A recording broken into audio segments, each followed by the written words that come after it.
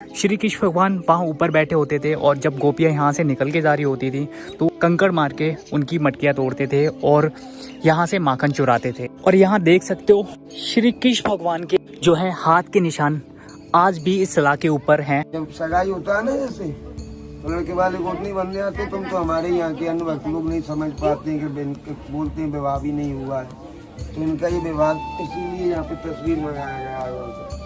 ये विवाह भी हुआ है, इनका गंधर्व विवाह रचाया है ब्रह्मा जी ने। गहवर वन में गोद भराई राधा कृष्ण जी का भगवान भी गोपी भाव में गोद भरा रहे हैं। देखो सखी भाव में रहते हैं भगवान भी है। ये देखो ये दर्शन तुमको और कहीं मिलेगा नहीं राधा कृष्ण का, भगवान का केवल गहवर वन में। तो आप दर्शन कर सकते हो श्री राधा कुंड के। और इस कुंड को श्री कृष्ण भगवान ने अपनी वंशी के द्वारा खोदा था जब श्री राधा जी को प्यास लगी थी। तो ये है पूरा रास मंडल। इसी स्थान पे श्री राधा रानी आज भी रास रचाती हैं रात्रि के समय। मान मंदिर और ये है इसका मुख्य द्वार। तो अभी अंदर चलते हैं। है जी अम्बा, ये मान मंदिर है ऊपर। अच्छा, कितनी सीढ़ियाँ हैं इस पे चढ़ने के लिए ऊपर?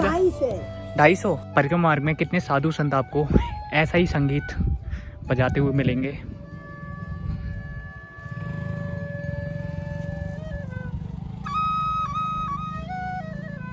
सभी भक्तों को राधे राधे। आज मैं उपस्थित हूँ बरसाना धाम में और आज मैं बरसाना की परिक्रमा लगाने वाला हूँ जो कि 3 किलोमीटर की है।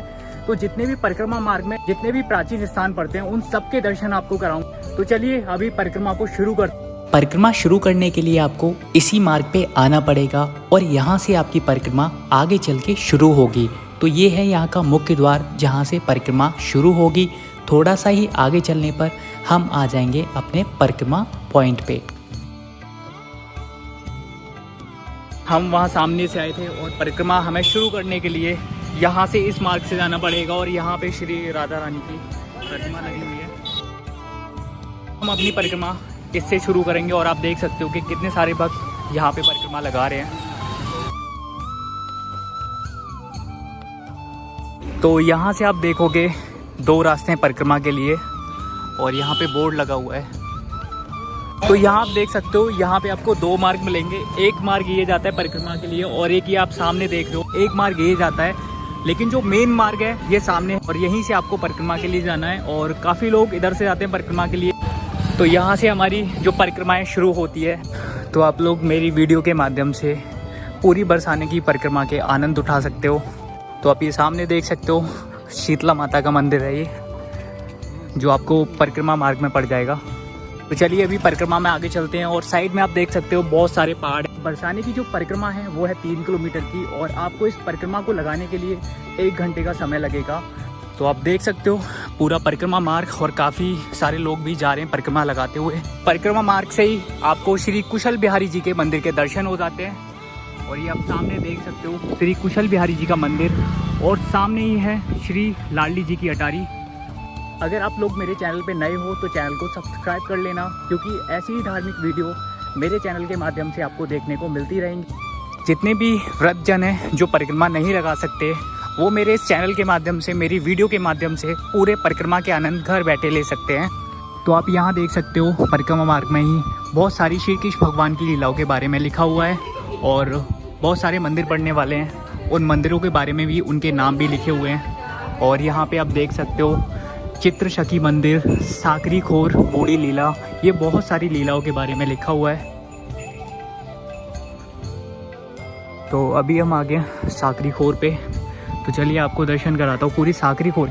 साकरी खोर का मतलब है एक पतला रास्ता जहाँ से सिर्फ एक ही व्यक्ति एक ही बार में निकल सकता है। साकरी खोर की लीला ये है कि यहाँ से गोपियाँ जब माखन लेके जाती थी तो कृष्ण जी उनसे माखन का दान लेते थे और माखन का दान नहीं देने पर वो उनकी मटकी कंकड़ से तोड़ देते थे। ये लीला 5500 वर्ष पुरानी है, लेकिन आज भी आप देख सकते हो जहाँ पे कृष्ण जी ने कंकड़ देके मटकी तोड़ी थी उस जगह पर माखन की चिकनाई आज भी है और इन शिलाओं से माखन की महक आज भी आती है। माखन खाकर श्री कृष्ण भगवान ने जिस पत्थर पर अपने हाथ पोंछे थे उस जगह श्री कृष्ण भगवान के हाथों के चिन्ह आज भी उपस्थित हैं और ऐसा बोला जाता है कि राधा कृष्ण का मिलन आज भी यहाँ पर होता है। तो चलिए अभी परिक्रमा में आगे चलते हैं। जैसे आप परिक्रमा में आगे चलोगे तो आपको बहुत सारे गाँव यहाँ परिक्रमा मार्ग में देखने को मिल जाएंगे। तो परिक्रमा मार्ग में डायरेक्शन के लिए आपको ऐसे बोर्ड मिल जाएंगे और उनके सहारे आपको सीधे परिक्रमा मार्ग में जाना है। हम आ गए हैं गहवर वन। तो चलिए आपको गहवर वन के पूरे दर्शन कराता हूँ। तो गहवर वन कुछ इस तरीके का। तो चलिए अभी गहवर वन में अंदर चलते हैं और आपको पूरे दर्शन कराता हूँ गहवर वन के। यहाँ पे सबसे पहला स्थान जो पड़ता है श्री राधा रानी की गोद भराई की रस्म, आपको उसके दर्शन कराता हूँ।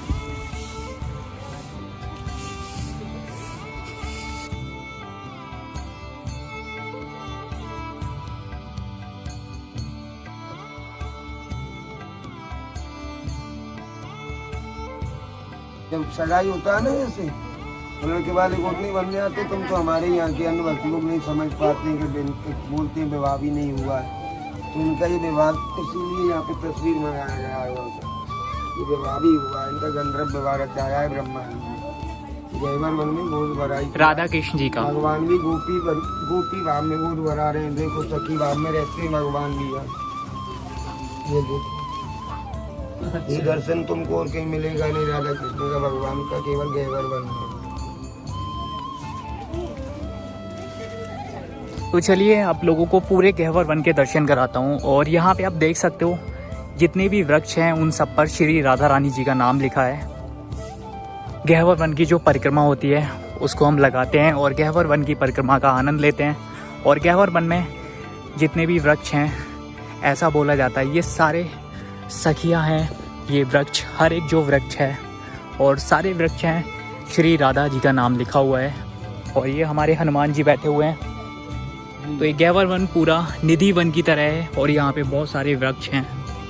तो यही थी गहवर वन की परिक्रमा। यहाँ से आपको जाना है और यहाँ से इस मार्ग से निकल के आप यहाँ पे आ जाओगे और सामने ही है गहवर वन का गेट। तो चलिए अभी गहवर वन के दर्शन भी कर लिए हैं और गहवर वन की परिक्रमा भी लगा ली है। तो अभी परिक्रमा में आगे चलते हैं और आपको जितने भी स्थान पड़ते हैं उन सबके दर्शन कराता हूँ।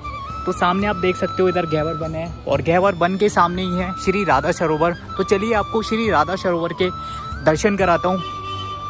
राधा सरोवर एक कुंड है। यहाँ पे श्री कृष्ण भगवान ने इस कुंड को अपनी वंशी के द्वारा खोदा था।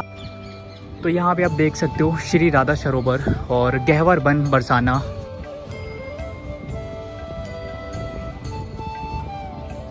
तो आप दर्शन कर सकते हो श्री राधा कुंड के। और इस कुंड को श्री कृष्ण भगवान ने अपनी वंशी के द्वारा खोदा था जब श्री राधा जी को प्यास लगी थी।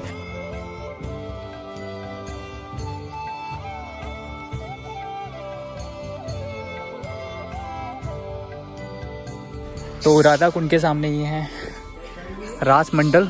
और चलिए आपको रास मंडल के दर्शन कराता हूँ। और ऐसा कहा जाता है कि श्री राधा रानी आज भी यहाँ पे रात्रि के समय रास करती हैं। राधे राधे बाबा।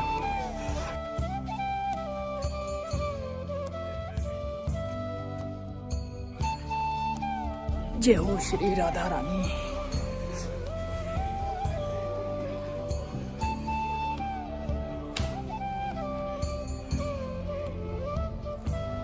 तो ये है पूरा रास मंडल। इसी स्थान पे श्री राधा रानी आज भी रास रचाती हैं रात्रि के समय।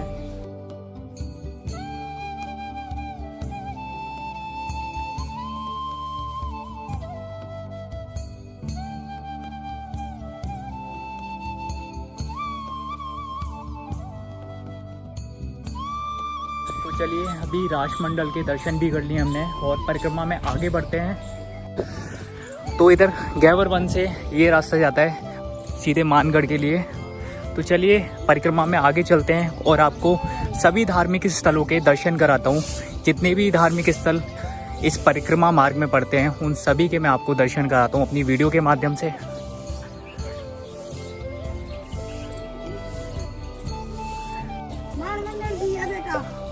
तो चलिए ये है मान मंदिर और ये है इसका मुख्य द्वार।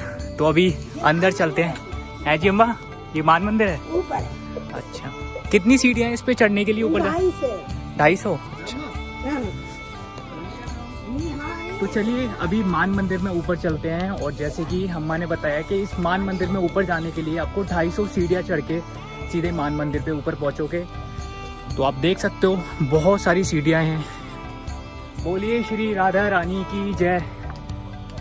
राधे राधे। अगर आपको कभी लाइफ में मौका मिले तो ज़रूर आना बरसाना की ये परिक्रमा लगाने के लिए। और जब आप ये परिक्रमा लगाओगे तो आपको इस परिक्रमा के दौरान बहुत सारे मंदिरों के दर्शन होंगे, बहुत सारे धार्मिक जगहों के दर्शन होंगे। अब ये मानगढ़ देख सकते हो, कुछ इस तरीके से पूरा मान मंदिर बना हुआ है और ऊपर ही लिखा है मान मंदिर गहवरवन बरसाना। चलिए मंदिर में अंदर चलते हैं और दर्शन करते हैं। मान मंदिर यहाँ पे, तो आपको दर्शन कराता हूँ।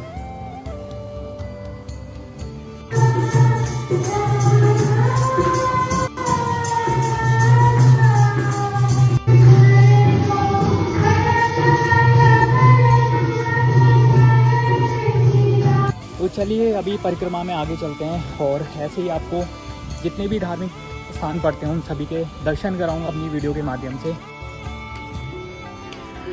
तो चलिए अभी मान मंदिर से आगे चलते हैं।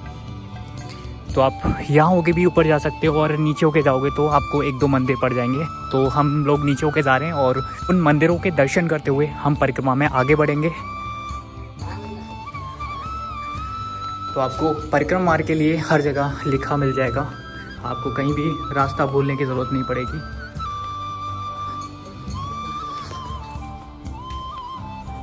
जय श्री राधा रानी।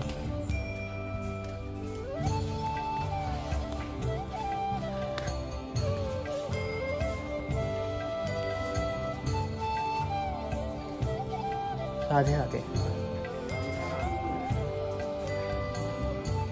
तो अभी मंदिर बंद है। चलिए अभी परिक्रमा में आगे चलते हैं और आपको सामने ही दिख जाएगी महाप्रभु जी की बैठक। तो आप लोग देख सकते हो कितने सारे भक्त अभी परिक्रमा लगा रहे हैं इस टाइम पे। और परिक्रमा ज़्यादा लंबी नहीं है, 3 किलोमीटर की है, जिसे आप आधा से 45 मिनट में दे सकते हो परिक्रमा को। और ये आप देखो परिक्रमा मार्ग में कितने साधु संत आपको ऐसा ही संगीत बजाते हुए मिलेंगे।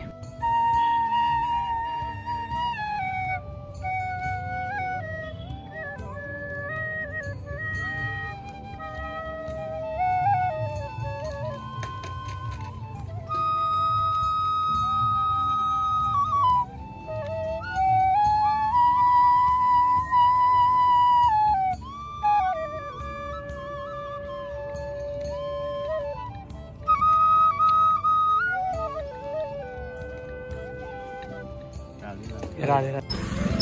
अगर आप परिक्रमा नहीं लगा सकते हो तो आप बाइक के माध्यम से ऐसे ही परिक्रमा लगा सकते हैं। और आपको यहाँ पे बहुत सारे बाइकर्स नीचे मिल जाएंगे जो आपको पूरी परिक्रमा लगवाएंगे बस कुछ पैसे देके।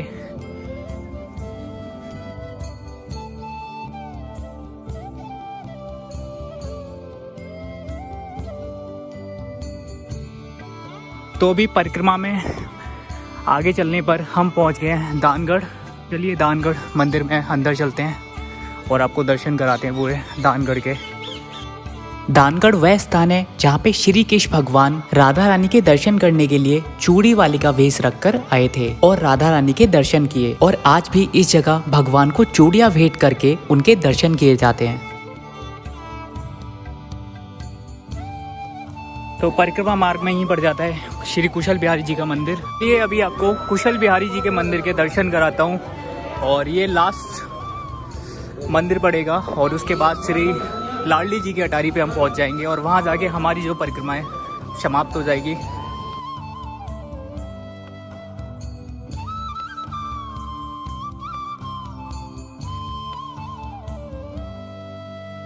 तो चलिए अभी परिक्रमा में आगे चलते हैं और सामने ही है श्री लाडली जी की अटारी और वहाँ पे हमारी जो परिक्रमा है वो समाप्त हो जाएगी।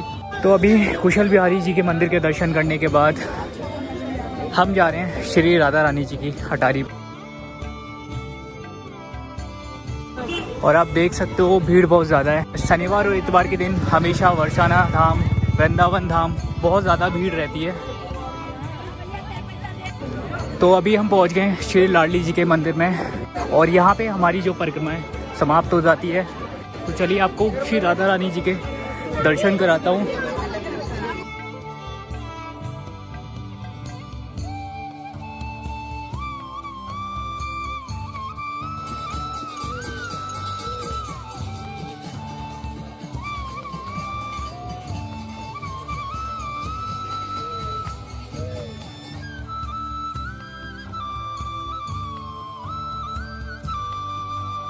आप सामने देख सकते हैं श्री राधा रानी मंदिर के लिए यहीं से हमें जाना पड़ेगा।